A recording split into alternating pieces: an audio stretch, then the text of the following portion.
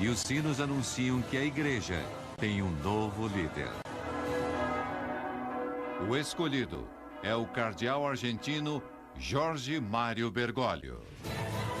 A notícia surpreende a todos. O nome dele não estava nas previsões e pouquíssimos o conheciam. Hoje, descobriremos quem é esse novo líder mundial, que desde o primeiro minuto do seu papado parece marcar o começo de uma nova era.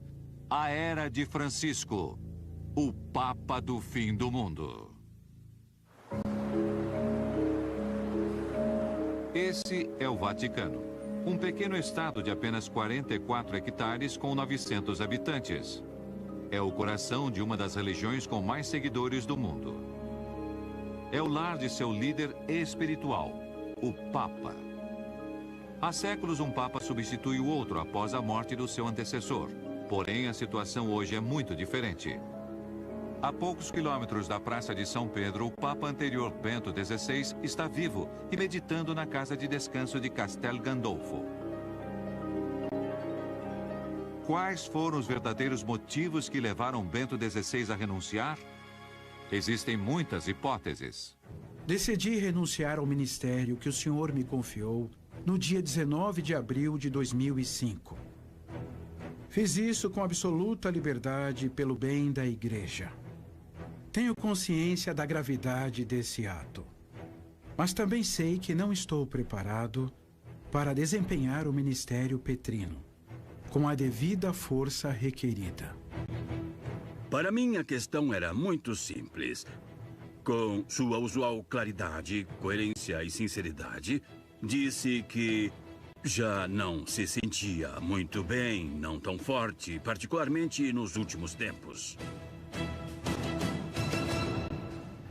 Bento XVI não renunciou só por motivos de saúde, pelo coração, pelo reumatismo. Na verdade, por um lado, racionalmente, ele tinha decidido que não queria viver uma velhice de grande sofrimento como João Paulo II. Mas, por outro lado, a sua decisão se acelerou pelas crises que se multiplicaram dentro da igreja. Eu não acho que seja justo dizer que há uma situação interna de crise. Crise com o mundo islâmico, crise com o mundo hebreu, crise com o mundo da ciência, até a grande explosão do Vaticano.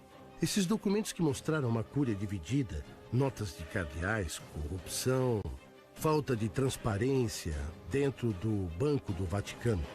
Os arquivos revelados no Vaticano falam da corrupção em licitações imobiliárias do Estado Pontifício, ações irregulares no Banco Vaticano e, inclusive, um complô para assassinar Bento XVI.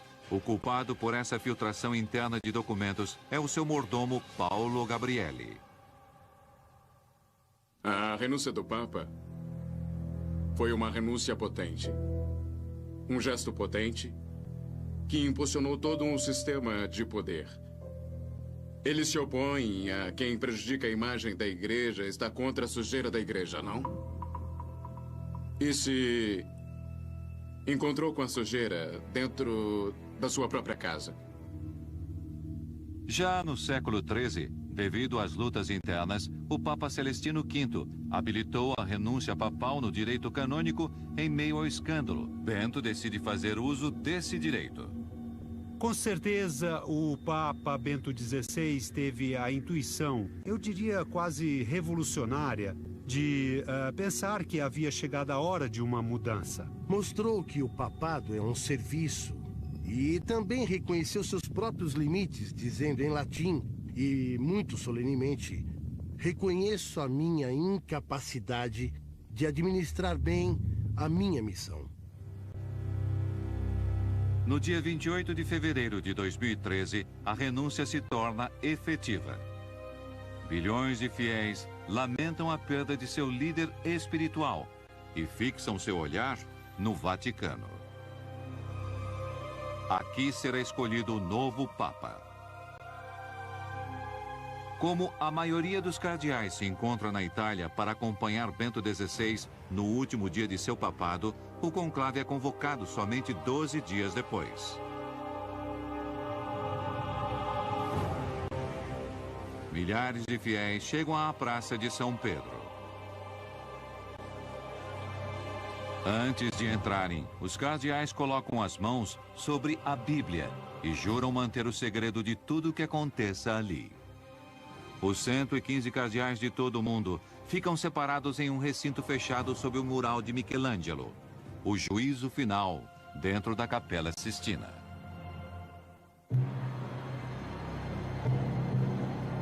Os olhos de milhões de fiéis do mundo estão fixos nessa chaminé. Logo começarão as votações. Depois de 4 votações, os cardeais ainda não entraram em um acordo. O novo Papa deve ter 2/3 de votos ou 2/3 mais 1.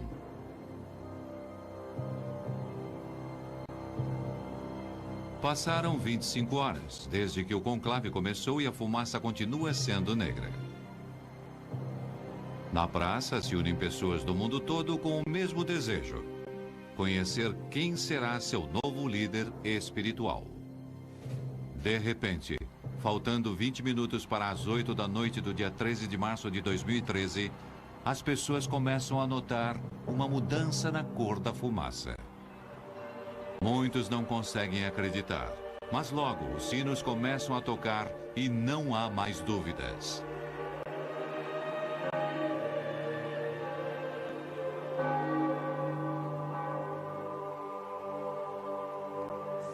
Depois de quase 26 horas e 5 votações, no dia 13 de março de 2013, às 19 horas e 40 minutos, o mundo conhece o nome do novo Papa. Annuncio vobis gaudium magnum.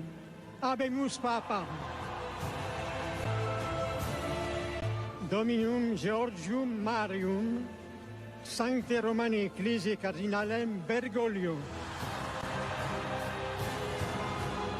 O escolhido é o cardeal argentino Jorge Mário Bergoglio, um sacerdote da Companhia de Jesus.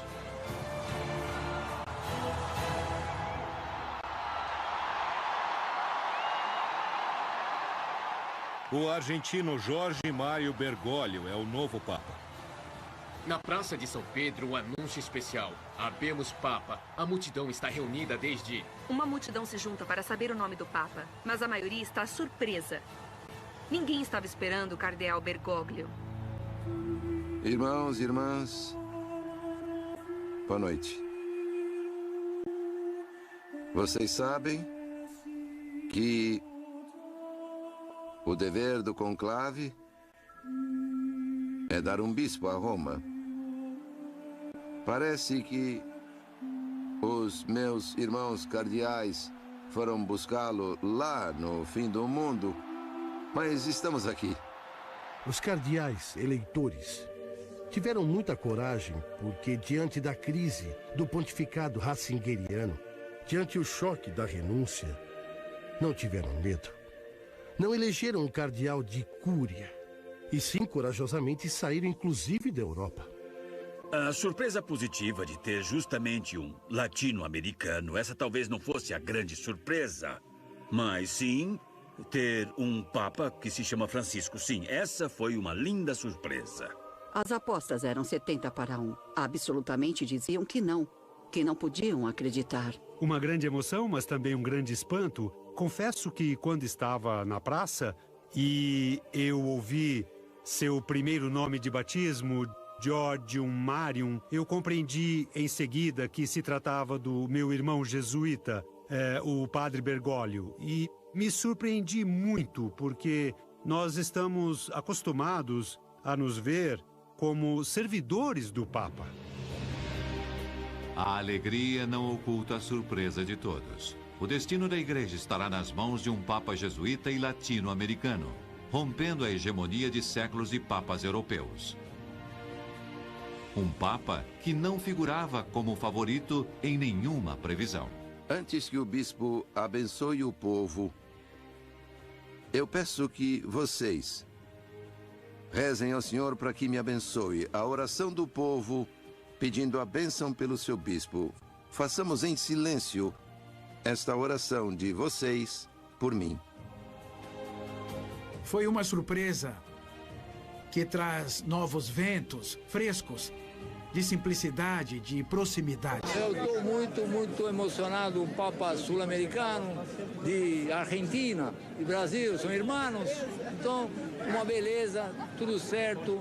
A mim me gostou muito. Uma grande impressão. Eu sou católico, me chamo Francisco como ele. Minha garota é ortodoxa, mas o Papa Francisco é a pessoa certa para ver que mudou tudo, porque ele fala do coração para o coração. Mas quem é Jorge Mário Bergoglio? De onde vem? Qual é sua origem? Que caminhos o conduziram ao Vaticano? Como chegou a estar hoje na pele e na alma do Papa Francisco e ser líder espiritual dos católicos do mundo inteiro? A designação desse novo Papa chama a atenção dos fiéis do mundo todo. Para pouquíssimos, o nome de Jorge Mário Bergoglio é familiar. Só alguns conhecem de verdade quem é aquele cardeal latino-americano proveniente do fim do mundo. E há muito mais perguntas que respostas sobre o homem que se tornou o Papa Francisco. Enquanto a notícia percorre o mundo entre a alegria e incerteza de milhões de católicos, o Papa Francisco começa a escrever sua história através das primeiras ações que realiza como sumo pontífice. Esses primeiros sinais surpreendem o mundo tanto ou mais que sua eleição. O catolicismo, como conhecemos, fala muito de símbolos. Tudo é mediante o significado de imagens e gestos.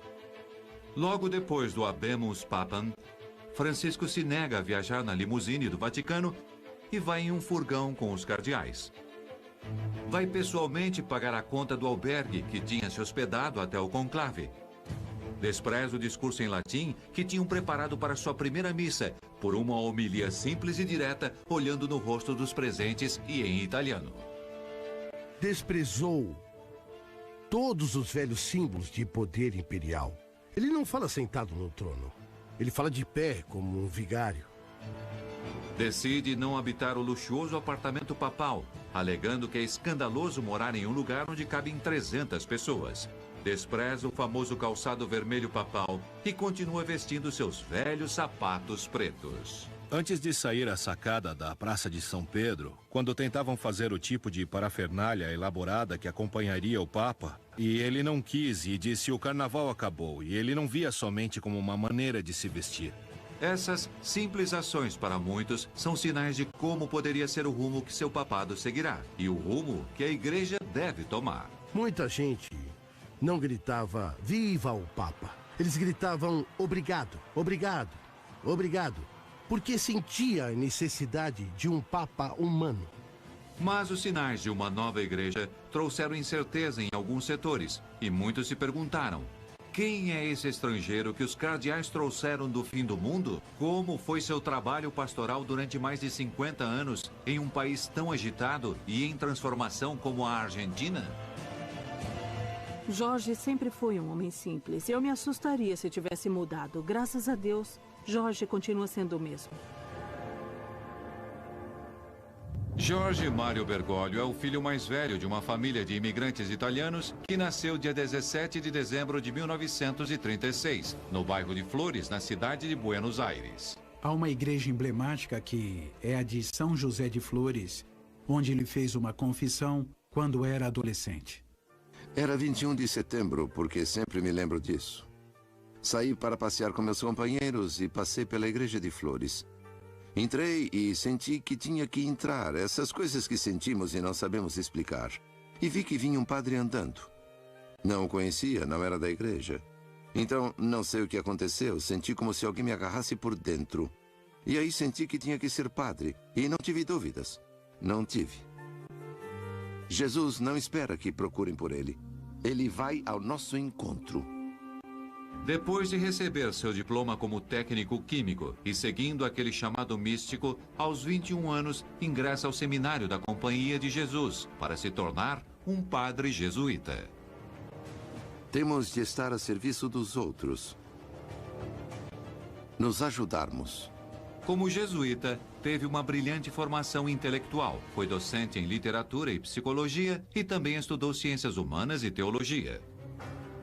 Durante a década de 60, Bergoglio estava ideologicamente ligado ao peronismo, um partido liderado por Juan Domingo Perón, que desde 1955 estava banido na Argentina. Porém, apesar do banimento na década de 60, Bergoglio foi o diretor espiritual de um grupo de jovens católicos chamados A Guarda de Ferro, um grupo formado por 4 políticos peronistas com regras muito similares às dos jesuítas, quase militar. É alguém que vinha falando da unção dos pobres há muitos anos e que tomou posições muito firmes durante muito tempo. E não tenham medo dos mercadores da morte, que aqui bem perto estão pensando como fazer para que a morte chegue de uma maneira razoável. No início da década de 70, acaba o banimento e o peronismo volta ao poder. Durante esses anos, o padre Bergoglio é nomeado provincial da Ordem Jesuíta. Com esse vento a favor, realiza um grande trabalho social, indo às zonas mais pobres de Buenos Aires para ajudar os mais necessitados. As pessoas da vila veem ele como alguém próprio do lugar. Trabalhou arduamente o tema do tráfico de pessoas, do trabalho escravo. Na escola nos ensinam que a Assembleia de 1813 aboliu a escravidão. Isso tudo é mentira. Existem outras escravidões. Uma vez, quando foi dar uma palestra na vila, ele ia em um ônibus e ali subiram muitos trabalhadores da própria vila e o reconheceram. E quando ele deu uma palestra, um levantou e disse: "O senhor vinha conosco no ônibus? Isso é um sinal para nós. Realmente o consideramos um irmão nosso." São submetidos e depois não cabem no sistema. E são material descartável. Eu conheci Jorge Bergoglio na década de 70. Naquela época eu era uma advogadazinha e ele um padrezinho. Eu estava no escritório. Chegou um amigo meu com um padrezinho, porque vieram fazer uma consulta. Era um homem jovem e muito comovido pela dor dos outros. Esse era o Jorge. Vivíamos em um país em revolução. Em 1976, ocorre um fato que mudaria drasticamente o rumo da Argentina. No dia 24 de março, um golpe militar termina com o governo democrático e começa uma das ditaduras mais sangrentas da história do país. Foi provincial dos jesuítas desde 73, era jovem, era um momento muito difícil na história da Argentina. Havia uma reunião militar no poder, aconteceram coisas terríveis e há muitas discussões sobre o seu papel nisso.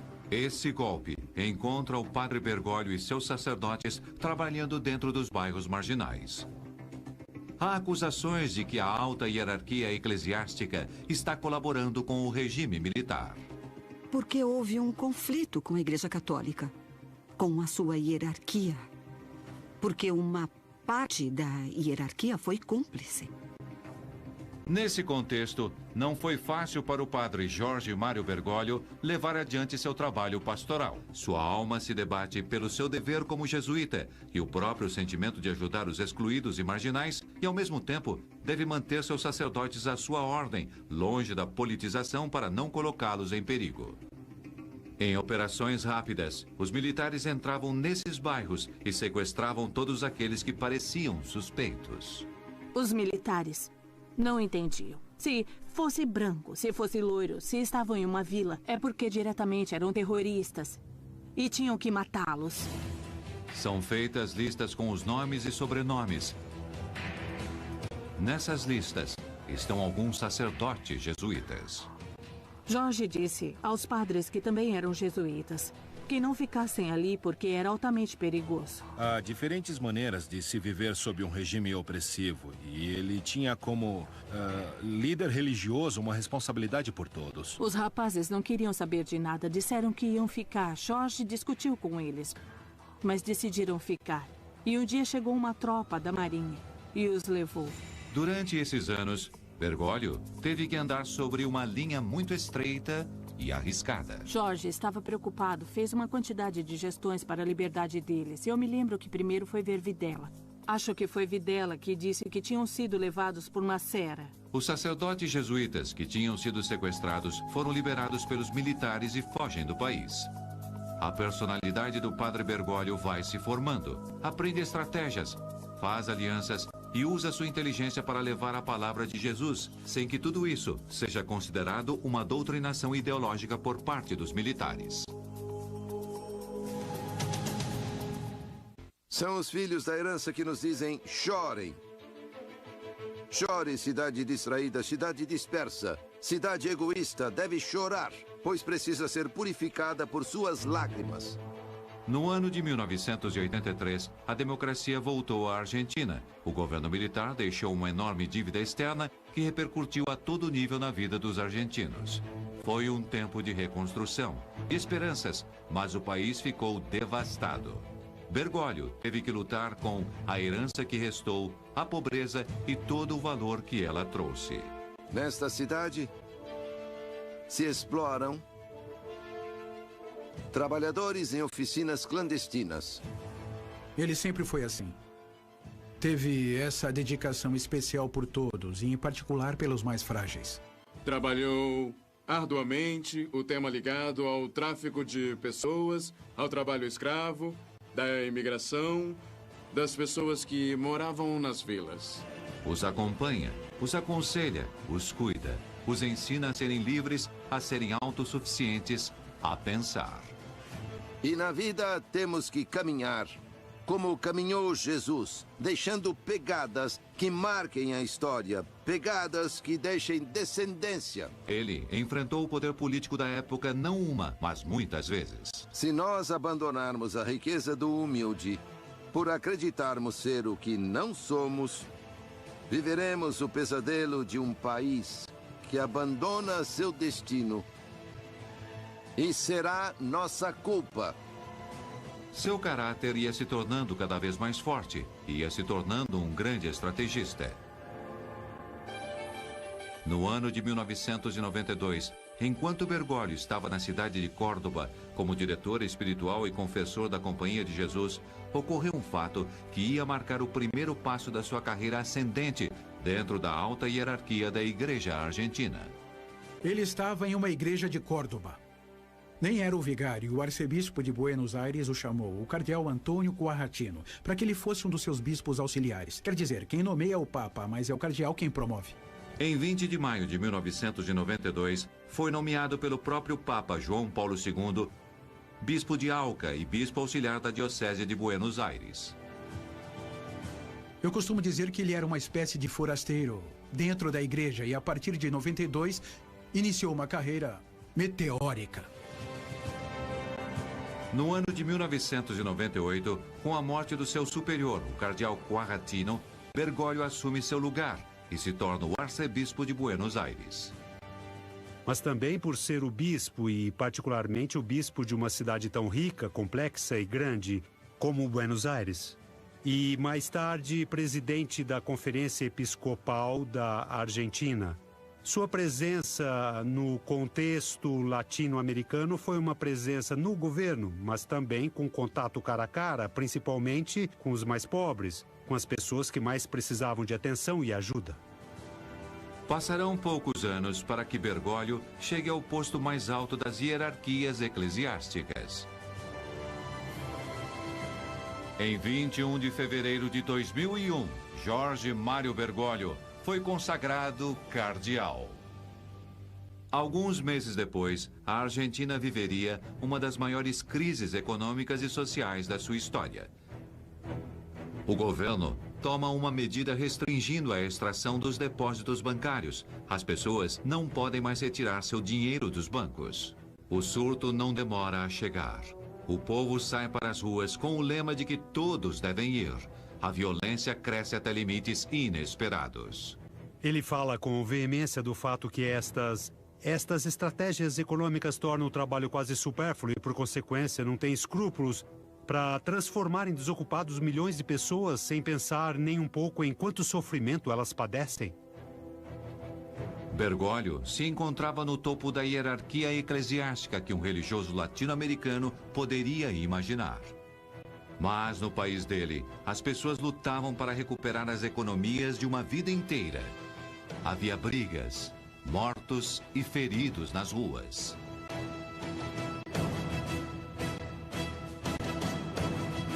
E um presidente que teve que deixar o mandato fugindo do palácio presidencial. Me chamou muito a atenção quando me contou, desde seu ponto de vista de pastor, o que estava acontecendo. Era um momento muito difícil no cenário político argentino. E ele tinha tudo isso bem presente, mas me contou a crise, principalmente através de uma imagem. A imagem de pais e mães de família que talvez tenham perdido o trabalho, que estavam em apertos e choravam de noite para que seus filhos não vissem. Me surpreendi com essa delicadeza de um homem que sabia olhar o sofrimento dos corações dos indivíduos. O cardeal se encontrava num momento chave. Podia se trancar em uma torre de cristal ou sair na rua para acompanhar as pessoas em sua luta e em seu sofrimento. Nesta cidade, há crianças morando nas ruas. Esta cidade fracassou e continua fracassando em livrá-los desta escravidão estrutural. Demonstrou que aonde for, sabe enfrentar os desafios do lugar que está. Bergoglio já era arcebispo e cardeal, porém continua com seus trabalhos nas ruas, como se esses dois títulos só servissem para ter um acesso mais fácil à ajuda para aqueles que mais precisam. Ele sempre ia à busca dos fiéis. Jesus ficava o dia inteiro trancado na igreja. O que fazia Jesus na rua? Procurava. Esse era Jesus. Vivia procurando as pessoas. Seu estilo austero marcou uma tendência na igreja argentina, naqueles anos acostumados a certos luxos, protocolos, secretários, assistentes e motoristas particulares. Bergoglio tem um estilo de vida muito austero, muito simples, que marcou aqui a Diocese de Buenos Aires. Se esse bispo de Buenos Aires vive dessa forma, nós também temos que ter uma atitude semelhante. O cardeal Bergoglio não precisa de nada disso para chegar até aqueles que ele quer alcançar. E aqueles que o procuram, o encontram facilmente.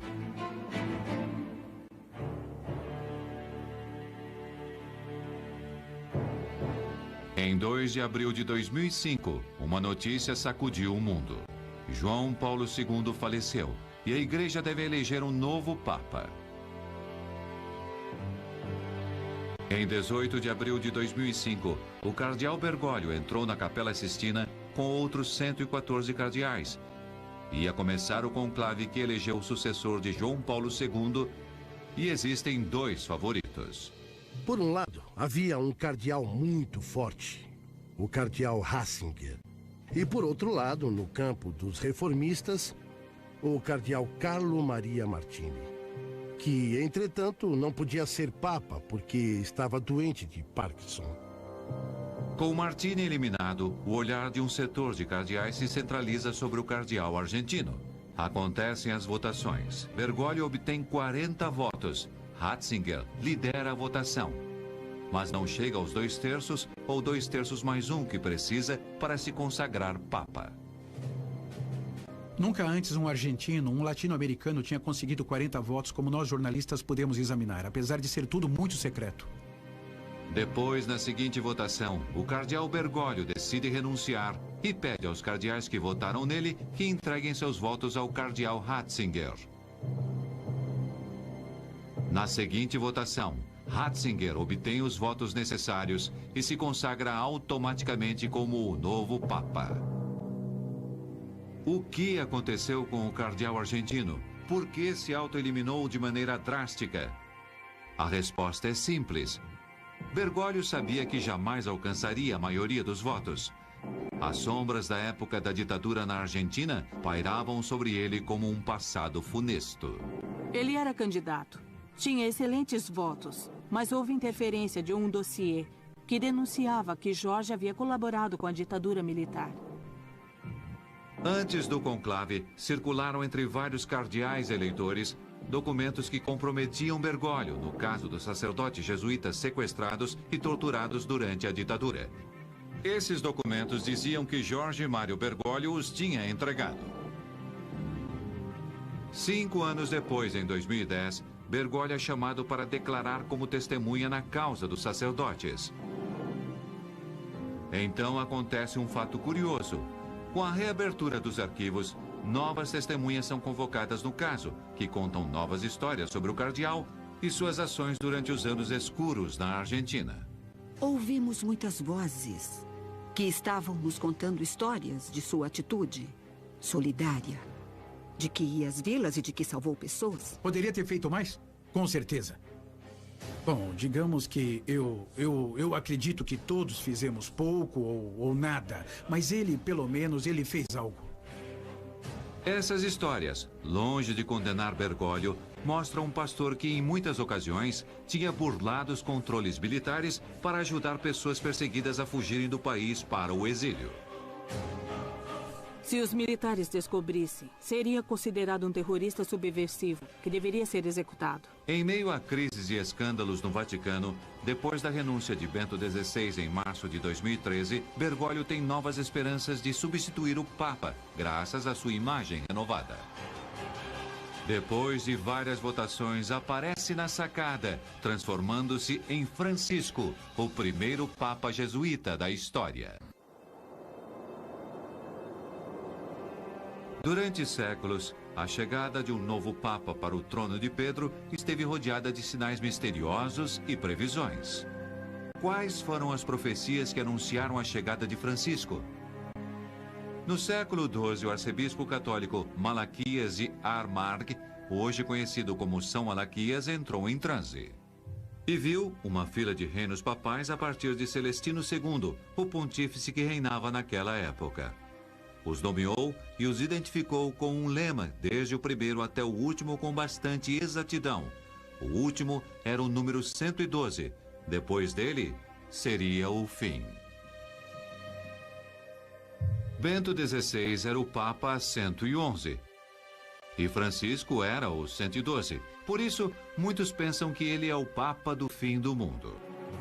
Quando Francisco vai à sacada e, antes de cumprimentar e pedir ao povo que reze por ele, disse: Os meus irmãos cardeais foram buscá-lo lá no fim do mundo. Mas estamos aqui. No fim do mundo, é casualidade ou Francisco só se referia à grande distância entre Roma e Buenos Aires? Mas Malaquias não foi o único que associou a chegada de Francisco ao Vaticano com o fim do mundo. No século XVI, o médico e consultor astrológico Michel de Notre-Dame, mais conhecido como Nostradamus, previu a chegada de um homem de cor, com muito poder no século XXI, que anunciaria o fim dos tempos. A princípio, existirão doenças mortais como advertências, e depois haverão pragas, morrerão muitos animais, haverão catástrofes, mudanças climáticas e finalmente começarão as guerras e invasões do Reino Negro. Na Idade Média, isso foi interpretado como a chegada de um Papa Negro, já que naquela época o sumo pontífice era o homem com mais poder do mundo, o Rei Negro. Mas por que Francisco seria o Papa Negro? Para muitos, a resposta está na origem jesuíta desse Papa e o relaciona com a cor da batina usada pelos membros da sua ordem. Se estão procurando profecias, a que mais me agrada é a da década de 60, um ex-padre da Austrália, um ex-padre chamado Morris West, um popular romancista, escreveu um livro, As Sandálias do Pescador, As Sandálias de São Pedro, a analogia que previu em meados dos anos 60 que haveria um Papa na Europa Ocidental e no final da sua vida, em 2002 ou 2003, Morris West publicou outro livro chamado Eminência. E em Eminência, novamente falava sobre uma eleição papal, e o que ele previu? Previu que um argentino seria o Papa. Então, se quiserem uma profecia, essa é provada e comprovada. Outros vão mais além e falam da relação dos jesuítas com o poder. Através dos tempos, o superior dessa ordem foi conhecido como o Papa Negro pelo poder que tinha dentro da companhia. Poder que se estendia até aqueles lugares aonde os jesuítas chegavam para realizar sua tarefa evangelizadora. Isso muitas vezes inquietava os governantes daqueles reinos e países que viam nos jesuítas um perigo de um poder latente dentro do seu próprio poder. Foram muito questionados e criticados.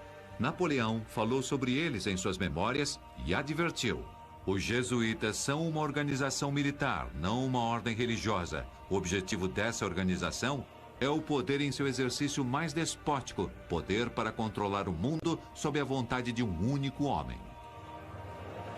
A Companhia de Jesus, que muitos interpretam como uma companhia no sentido militar da palavra, enquanto que para São Inácio era uma companhia de amigos, de companheiros de Jesus.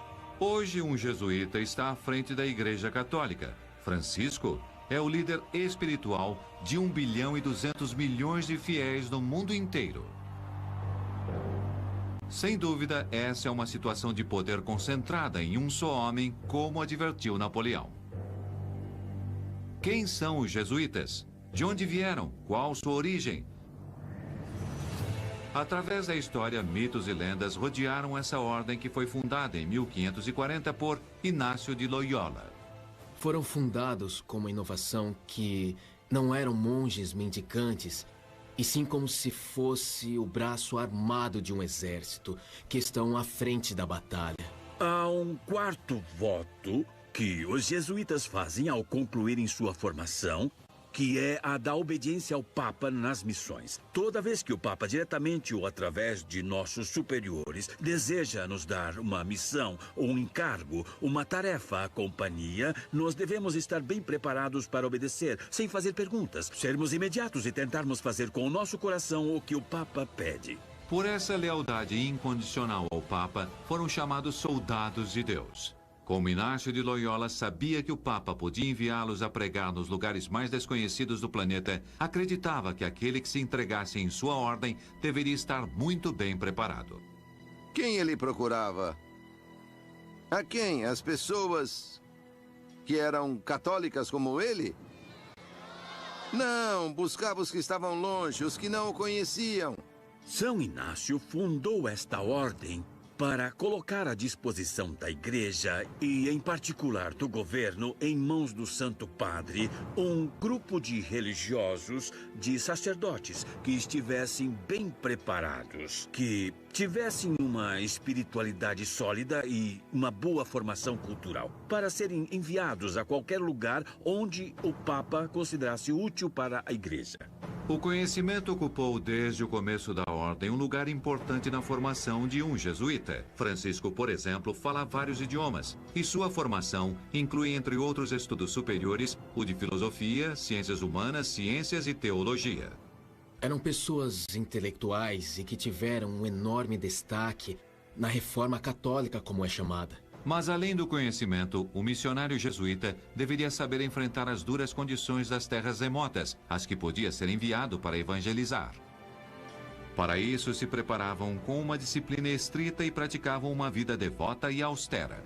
No caso da Companhia de Jesus, em particular, é importante a orientação apostólica. Quer dizer, não se trata de uma instituição religiosa, de uma ordem religiosa, contemplativa, dedicada fundamentalmente à oração, e sim a uma ordem religiosa feita para o apostolado. Os jesuítas chegaram com seu trabalho evangelizador aos lugares mais remotos do mundo, onde o Papa achava que era necessária sua presença. Portanto, chegaram a ser muitos, e chegaram a ser uma força evangelizadora muito grande que influenciou em todos os níveis. Pelas suas aulas passaram personalidades tão importantes como Descartes, Fidel Castro, Calderón de la Barca, Cervantes, entre outros. Atualmente, é a maior ordem religiosa católica masculina, com mais de 17 mil membros entre sacerdotes, estudantes e irmãos. Educam quase 3 milhões de alunos no mundo. Meninas, meninos, sabem que aquele que caminha sem deixar pegadas não serve para nada. O Papa Francisco é um autêntico jesuíta e, a partir do primeiro momento do seu papado, seus sinais foram de simplicidade e austeridade. A pergunta que muitos fazem é: o que um jesuíta pode chegar a fazer diante de um dos estados mais ricos do mundo? E com essa pergunta aparecem muitas outras dúvidas. Acho que o maior risco do Papa Francisco é não atuar sobre o escândalo dos abusos e não atuar sobre as práticas de corrupção que ocorrem dentro da burocracia do Vaticano agora. A Igreja suportará uma mudança tão radical, já que sabemos que hoje muitos dos que recorrem ao Vaticano e rodeiam Francisco confundem a humildade com a humilhação e pensam que a riqueza é um símbolo de poder? Eu acho que assim que os momentos de aplausos passarem, também se iniciará um momento difícil de resistência interna. O Papa Francisco deve escolher muito bem seus aliados e em quem confiar. Eu me pergunto como vai fazer, porque, por um lado, ele é solitário e não jogou em nenhum time nesse sentido. Então, quem vai escolher? Quem vai escolher como aliado? Não está muito claro quem será. Porque a metamorfose e a hipocrisia são grandes e fortes. E muitos competirão para agradá-lo, mesmo tendo uma história diferente do passado, não? É possível que esse jesuíta fique perigosamente preso em uma jaula de ouro como o Vaticano? Na Cúria há muitos monsenhores que estão felizes de que agora chegue um Papa que se ocupe da Cúria.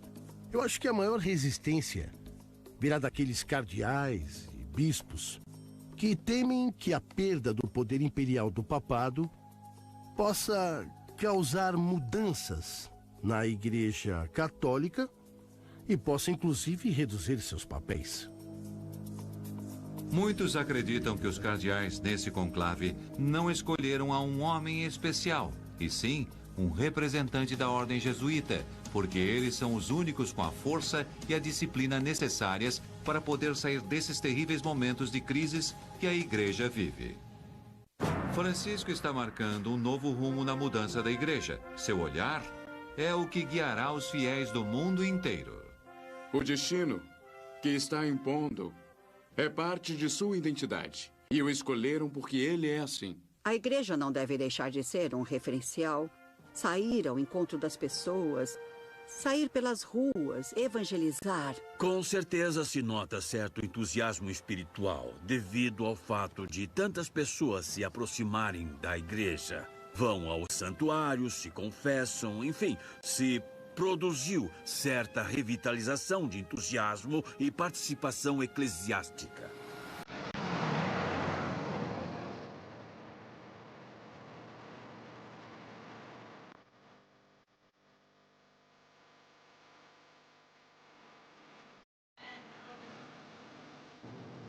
O que se espera do seu papado? Quais são as esperanças que o mundo coloca nesse homem simples, direto e austero? Com uma expectativa muito grande colocada na figura de Francisco, principalmente sua espontaneidade, sua origem. O italiano também o favorece muito, sua preocupação pelos pobres. Eu percebi entusiasmo, seja com os conservadores ou com os progressistas. Por isso me parece que é um Papa com capacidade de unir, não de confirmar as divisões, e sim ao contrário, de pacificar. Podemos esperar um Papa próximo aos jovens. Vimos que se entusiasmaram muito na Praça São Pedro. Os que estavam lá viram um entusiasmo geral. Tenho certeza que não continuará um projeto abstrato de reforma da Igreja construindo na teoria. Simplesmente seguindo o Evangelho, essas coisas poderiam mudar de uma maneira, digamos, natural, simples. Esse Papa vai mostrar à Igreja esse caminho que relacionado à vida simples que ele sente, mas que o mundo também reclama a Igreja.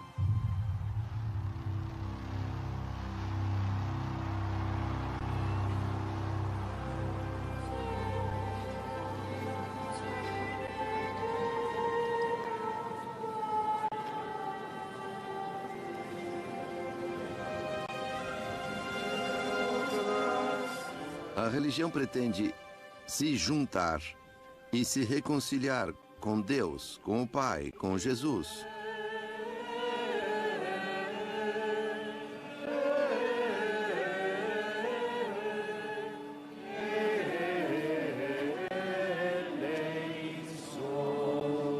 O ambiente aqui é realmente surpreendente. Podemos sentir realmente esse monte de pessoas aproveitando. E isso é realmente importante, porque é um Papa de um novo continente, que é um grande avanço também. Acho que a maior expectativa é a mudança. Minhas expectativas, devido ao que o Papa Francisco fez e disse antes, é que enfatize o lado da justiça social e que fale sobre esses aspectos dela.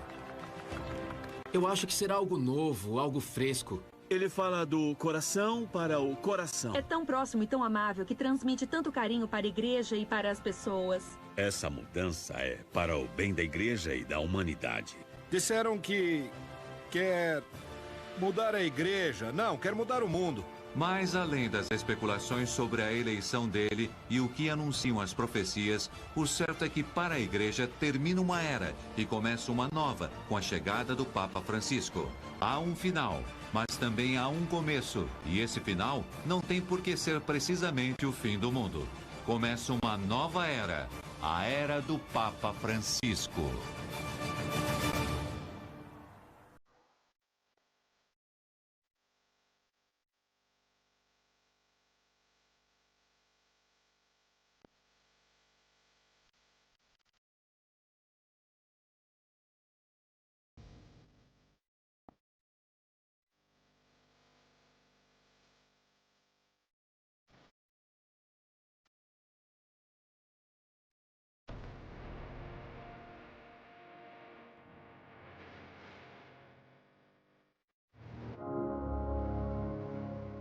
Não entraram em um acordo. O novo Papa deve ter 2/3 de votos ou 2/3 mais um.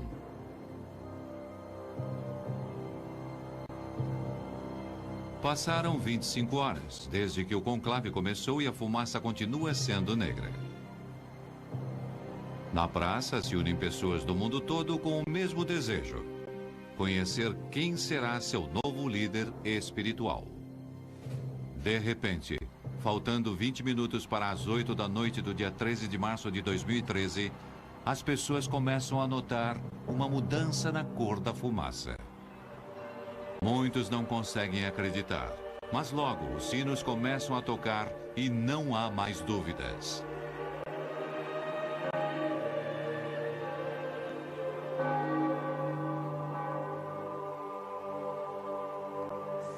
Depois de quase 26 horas e 5 votações, no dia 13 de março de 2013, às 19 horas e 40 minutos, o mundo conhece o nome do novo Papa. Annuncio vobis Gaudium Magnum. Habemus Papa. Dominum Georgium Marium, Sancte Romani Ecclesiae Cardinalem Bergoglio. O escolhido é o cardeal argentino Jorge Mário Bergoglio, um sacerdote da Companhia de Jesus.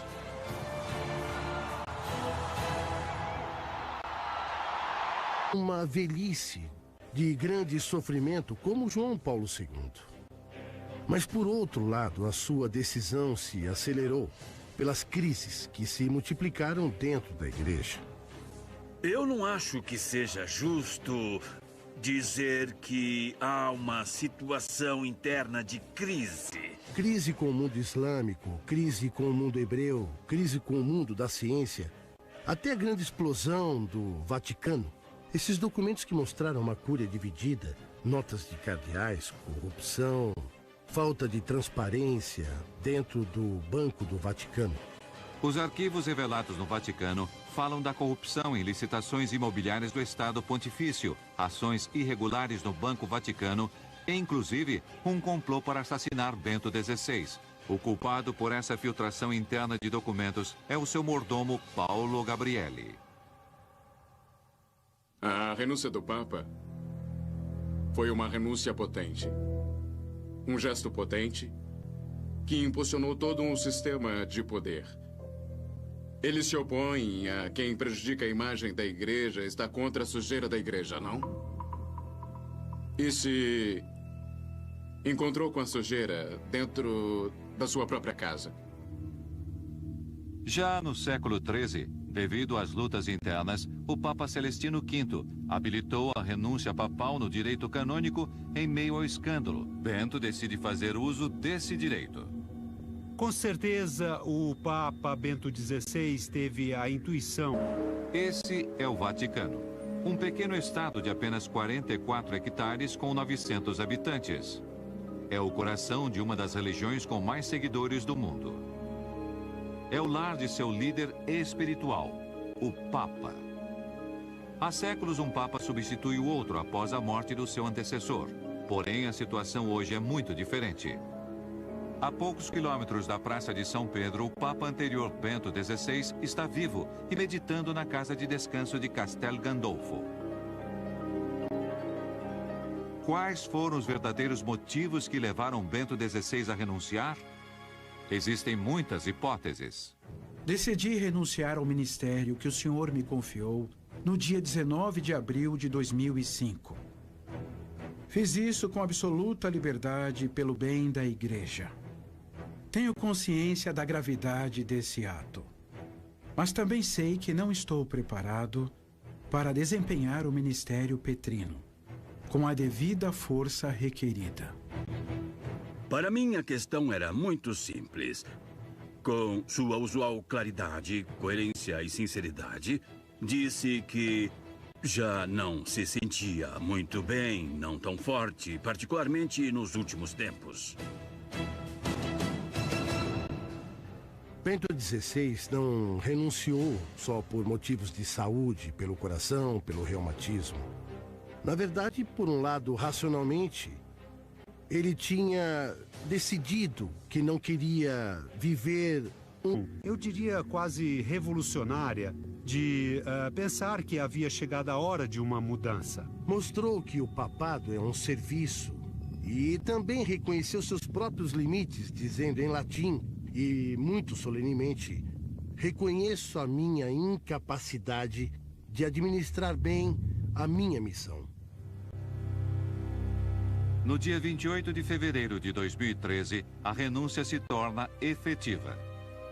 Bilhões de fiéis lamentam a perda de seu líder espiritual e fixam seu olhar no Vaticano.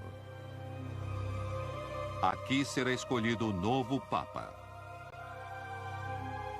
Como a maioria dos cardeais se encontra na Itália para acompanhar Bento XVI no último dia de seu papado, o conclave é convocado somente 12 dias depois.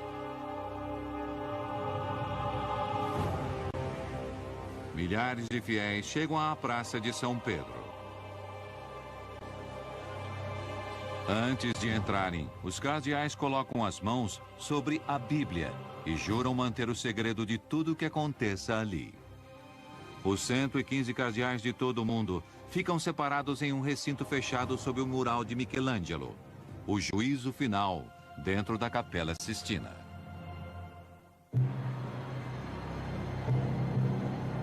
Os olhos de milhões de fiéis do mundo estão fixos nessa chaminé. Logo começarão as votações. Depois de 4 votações, os cardeais ainda